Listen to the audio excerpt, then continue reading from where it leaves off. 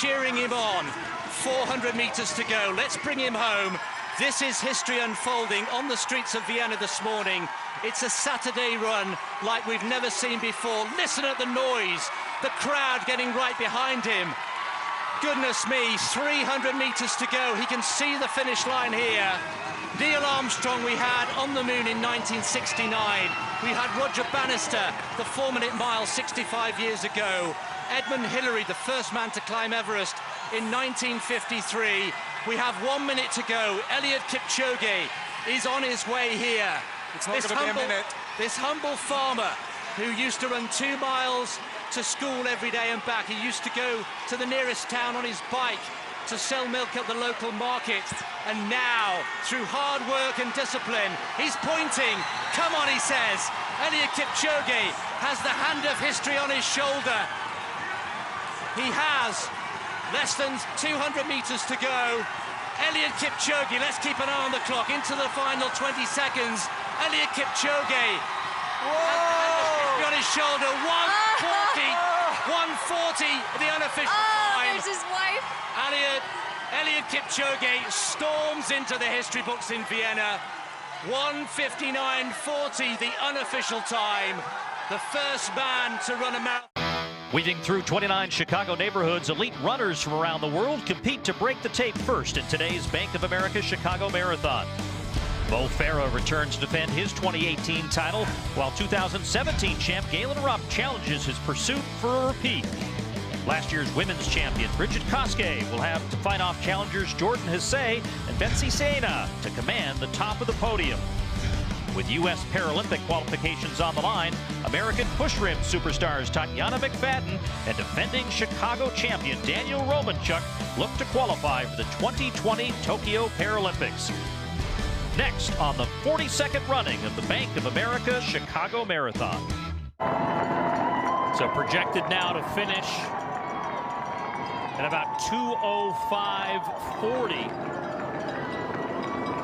So inside of 4 minutes to run now as they gear up, and here's where potentially some experience comes into advantage. We heard Manuela Schär talk about it in the context of the push rims. That last little rise over the bridge before that left turn to home is something you really need to anticipate. Who has enough juice left to close this thing out? I'm surprised that none of these men have tried to separate and make any sort of move. We have 4 together for 3 podium spots. This is very, very rare. Well, CHERONO was in the midst of a battle on the streets of Boston back in April when he took home the title. Now you see Kuroki putting on a little insertion of pace here, and now the race to the finish line has begun.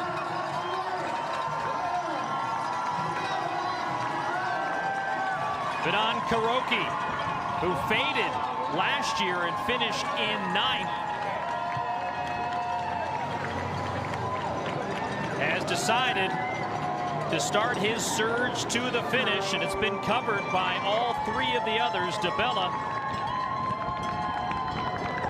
CHERONO, and Mengzu. And this is truly surprising from DeBella. The other 3 guys, sure, they've all been there. They've all done this. DeBella having the race of his life. He's not going anywhere. Kuroki has tried to stretch it out. Still looks comfortable. CHERONO looks easy, though. Look at him there on the left. DeBella still checking his watch. I don't know why. It's not about the time now. It's about this competition.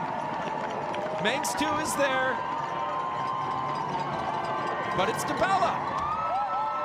As they come up on one of the wheelchair athletes. And making that turn onto the bridge. This is a tough spot where you do have this uphill, this incline. This is the spot to make the move, and Kuroki's going for it. But it's DeBella.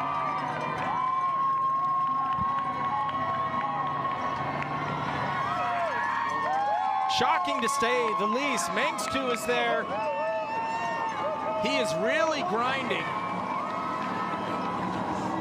Now you can get a good sense of that elevation that they have to cover here in the last stages of the race.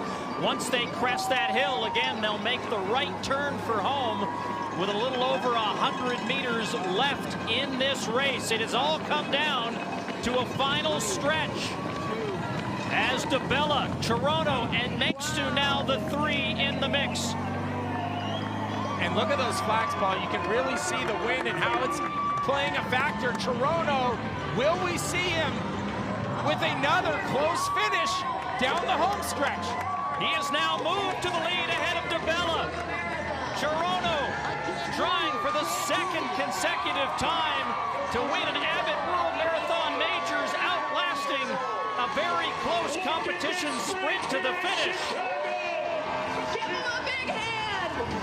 And it'll be Lawrence CHERONO winning in Chicago. Winner!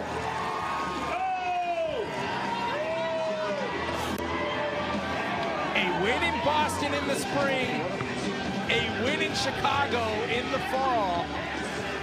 Lawrence CHERONO once again proving that he is a championship racer. He can get it done on the tough course, the hilly course, the strength course, and he can get it done on this speed course like we have here in Chicago. An amazing race, 4 men all together into the final home straight. But just like we saw in Boston, CHERONO got it done. 2:05:45, unofficially the winning time for Lawrence CHERONO. DeBella will finish in second, a new lifetime best for him unofficially, 2:05:46. Just 1 second separating these top two finishers in Chicago. Mengstu would finish in third, another 2 seconds behind in 2:05:48, and Kuroki, better finish than a year ago, but will wind up fourth in 2:05:53. But here is the story now.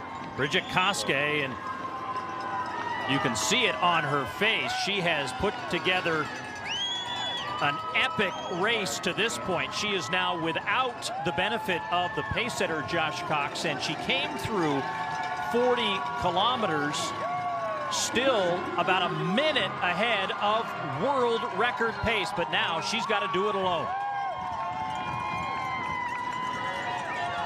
Paul, that record from Paula Radcliffe has been untouchable.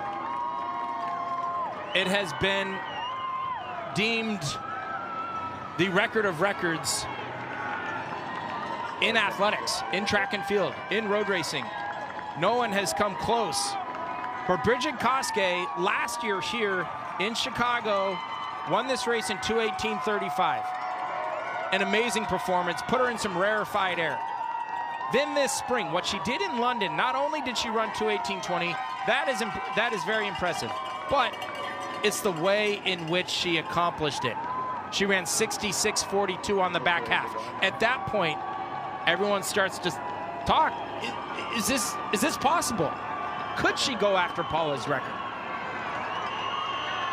She's not only going after it, she's going to shatter this, Paul. Again, the mark that stood since 2003, 2:15:25.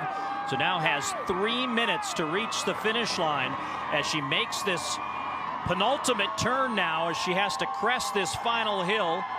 She knows what's in front of her. She's been on this race course before, a winner here a year ago.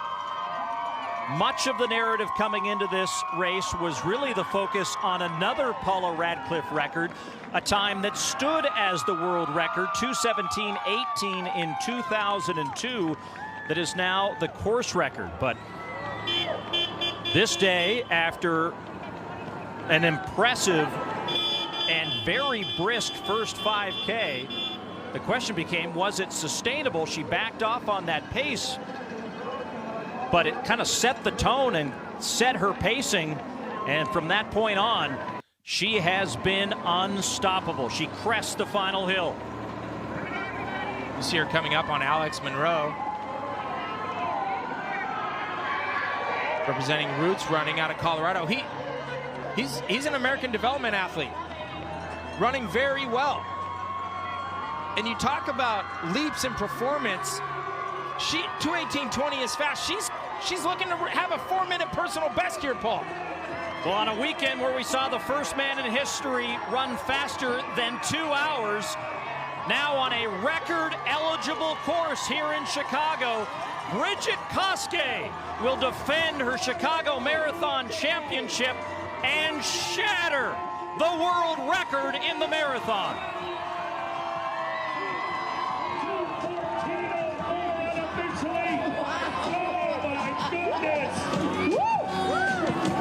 Chicago! Brigid Kosgei, the 25-year-old Kenyan, has shattered a marathon record that many deemed untouchable.